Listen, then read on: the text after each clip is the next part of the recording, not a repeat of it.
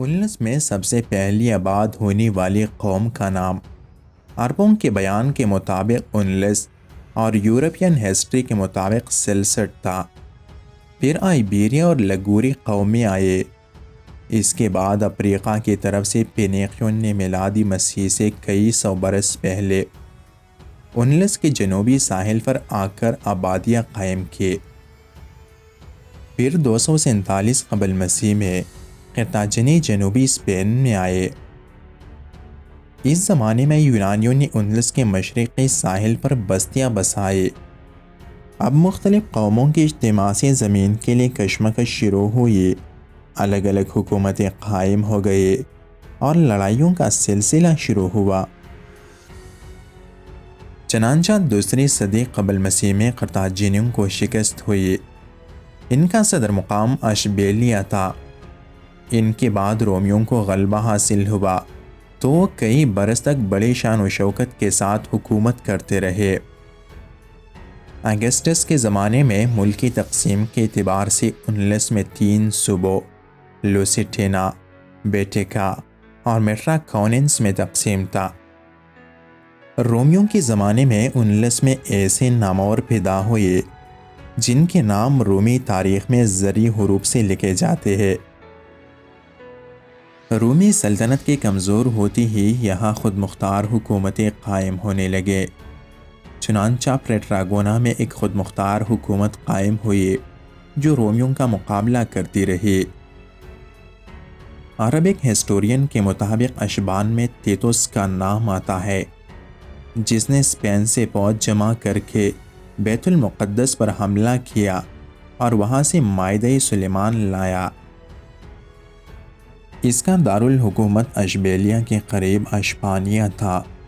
اس خاندان میں 55 سلاطین گزرے۔ اس کے بعد یشتولیات آئے۔ طویش بن نبطہ اس کا پہلا فرمان روا تھا۔ اس خاندان کے 27 فرمان رواؤں نے حکومت کی۔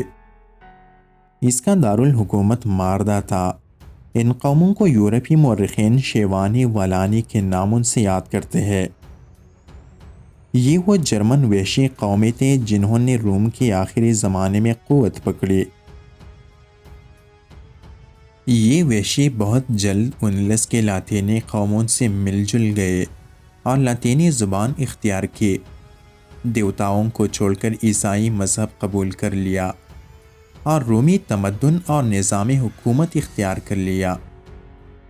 اس طرح ان میں اور رومیوں میں کوئی فرق نہ رہا۔ 5ویں صدی عیسوی میں ایک نئی قوم گات، جس کو عرب مورخین قوطا کہتے ہیں، انلس میں آئی۔ ان کا قافلہ اسپین میں آیا جو بحر اسود کے شمال ساحل کے قریب دریائے نیفر کے نواح سے اٹھا تھا اور یونان، اٹلی اور فرانس سے گزرتا ہوا اسپین میں 414 میں پہنچ گیا تھا۔ یہاں انہوں نے شیوا اور علانی حکومتوں کو 419 میں ختم کیا اور جنوبی اسپین سے لے کر فرانس میں دریائے لائر تک کے حکمران بن گئے۔ ان کو ملک میں آئے ہوئے زیادہ زمانہ نہ گزرا تھا کہ یورپ میں بحر بالٹک کے کناروں یعنی جرمنی کے علاقوں سے وینڈال کی قوم اٹھ کر فرانس سے گزرتی ہوئی اسپین میں داخل ہوئی۔ اس قوم نے تقریباً 20 برس جنوبی اسپین کے ایک حصے پر حکومت کر کے اور اپنے نام پر اس حصہ ملک کا نام واندلیکیا مشہور کر کے افریقہ چلی گئی، جہاں ان کی حکومت قائم ہوئی اور 534 میں رومیوں کے ہاتھوں چھین لی گئی۔ ادھر پوری اسپین میں گات حکومت قائم ہو گئی۔ گات ان حملاور قبائل میں ہے جو سلطنت روما کے زوال کے دور میں برسر عروج آئے۔ سلطنت روما سے ان کی آویزش تیسری چوتھی صدی عیسوی میں شروع ہوئی۔ 5ویں صدی عیسوی میں تیوڈور کاظم مشرقی گات سلطنت کا بانی ہوا، جس کا پائے تخت اٹلی بنا۔ گات فرضی طور پر 2 گروہوں میں تقسیم کیے گئے، ہسٹرو مشرقی گات اور ویزی مغربی گات۔ 5ویں صدی عیسوی میں انہوں نے اپنی حکومت قائم کر لی۔ گات اگرچہ وحشی قبائل میں سے تھے، لیکن انہوں نے اپنی قوت سے ترقی کی اور رومی سلطنت سے بھی آزادی حاصل کی۔ ان حکومتوں کا ایک مستقل نظام، ایک شاہی کونسل اور ایک صحیفہ قوانین پر قائم تھا۔ شاہی کونسل کو مذہبی کونسل بھی کہا جاتا تھا۔ اس کے ارکان 19 کے معزز پادری اور صدر بادشاہ ہوتا تھا۔ اس طرح رفتہ رفتہ پادریوں نے حصول اقتدار کی کوشش بڑھا دی اور حکومت کی باغ ڈور پورے طور پر ان کے ہاتھوں میں آ گئے۔ پھر 6 صدی عیسوی میں 19 میں کیتھولک مذہب کا دور شروع ہوا، جس سے پادریوں کے اقتدار میں غیر معمولی اضافہ ہوا۔ اب وہ تقریباً یہاں کے سیاہ و سفید کے مالک بن گئے اور بیشتر موقعوں پر شاہی 19 ان کا دست نگر رہنے لگا۔ اس صورتحال سے ان دونوں میں کشمکش شروع ہو گئی، لیکن پادریوں کے اقتدار کو زوال نہ آیا۔ یہ دور 19 کی یہودیوں کے لیے بڑا تباہ کن ثابت ہوا۔ انہیں نہ صرف شہری حقوق سے محروم رکھا گیا، بلکہ ان سے 19 میں وطن کا حق بھی چھین لیا گیا۔ بادشاہ کے لیے تخت نشینی کے وقت یہ حلف اٹھانا ضروری قرار پایا کہ بی دینوں یعنی یہودیوں کو چاہے وہ جس بھی جاہ و منصب پر ہو جلاوطن کیا جائے گا۔ اس قانون کا نفاذ پاتے ہی 19 کی یہودیوں پہ عرصہ حیات تنگ ہوا۔ ان میں سے کچھ جلاوطن ہوئے، کچھ قتل کیے گئے اور کچھ کو زندہ جلا دیا گیا۔ بہت سے غلام بنا لیے گئے، ان کی ساری دولت لوٹ لی گئی۔ مگر یہ قوم اپنی تاریخ کے ہر دور میں بڑی سخت اور سازشی ثابت ہوئی۔ انہوں نے اپنی شاطرانہ چالوں اور ذہنی و علمی تفوق سے ان بے شمار مصائب کے باوجود اپنا امتیاز قائم رکھا۔ ان کے سودی کاروبار سے دولت کا انبار پھر ان کے قبضے میں آ گیا۔ اس طرح انہوں نے مختلف ہیلوں اور بہانوں سے 19 میں اپنے وجود کو باقی رکھا اور اپنے خزانوں کے منہ کھول دیے۔ پادریوں کو بڑی بڑی رشوتوں سے اپنا ہم نوا بنا لیا، یہاں تک کہ حکومت کے مالیات کا شعبہ انہی کے ہاتھوں میں آیا۔ حکومت کے سفارتی معاملات میں دخل دینے لگے اور جو لوگ ان پڑھ تھے ان کے کاروباروں کو بھی سنبھالنے لگے۔ ویزیگات کے زمانے میں 19 کی علمی، تمدنی و صنعتی ترقیاں اپنے دور کے لحاظ سے اوجی کمال پر تھی۔ تعمیرات میں گاتھک طرز آج بھی شہرت رکھتا ہے۔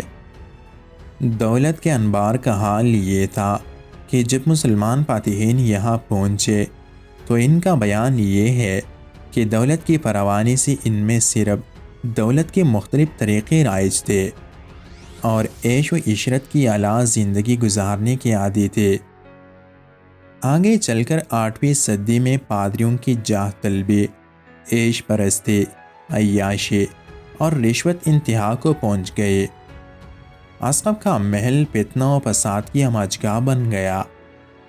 اگرچہ سلطنت کا کام بخیر و خوبی چل رہے تھے، مگر پادریوں کی عیاشیوں کے ساتھ سلاطین بھی بیراہ روی میں مبتلا ہو گئے اور جاہ و منصب اور دولت کے حصول کے لیے ایک دوسرے پر سبقت لے جانے میں سرگرم تھے۔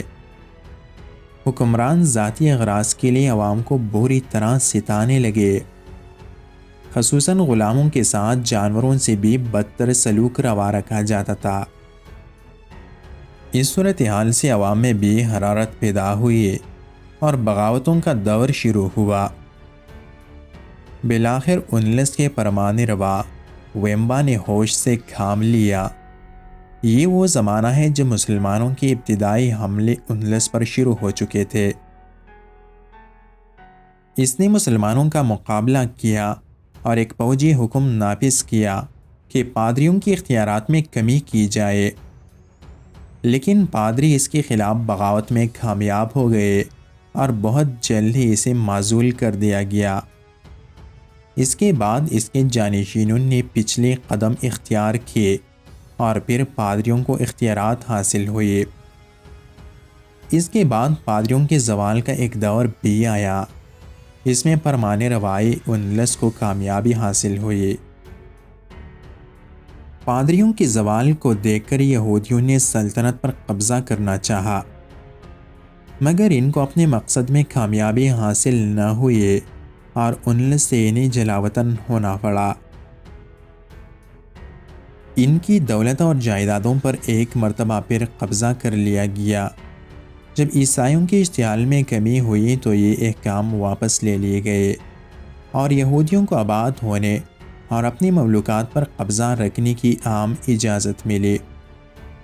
اس کے بعد حکومت ایک ہوشیار حکمران غیتشاہ کے ہاتھوں میں آئی۔ اس نے اپنی خدمات سے سب کے دل جیت لیے۔ یہودیوں سے بھی اس نے نرمی کا سلوک روا رکھا، لیکن آگے چل کر عیش و عشرت میں مبتلا ہوا۔ اس طرح کلیسا کے پادریوں کو دخل اندازی کا موقع مل گیا اور اسے بالآخر تخت سے دستبردار ہونا پڑا۔ ایک بوڑھا غیر ملکی قائد راڈرک اس کا جانشین مقرر ہوا۔ اس نے اسپین کا تاج شاہی اپنے سر پر رکھ لیا اور اس طرح ویڈزا گات خاندان کی حکومت کا خاتمہ ہوا۔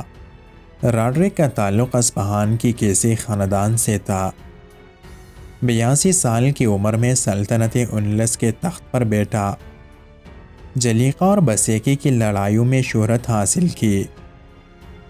اس نے کامیابی کے ساتھ یہاں کی حکومت سنبھالی، لیکن بہت جلد اقتدار کی نشے میں آ کر اپنے فرائض سے غافل ہو گئے، جس کی وجہ سے لوگوں میں شدید برہمی پیدا ہوئی۔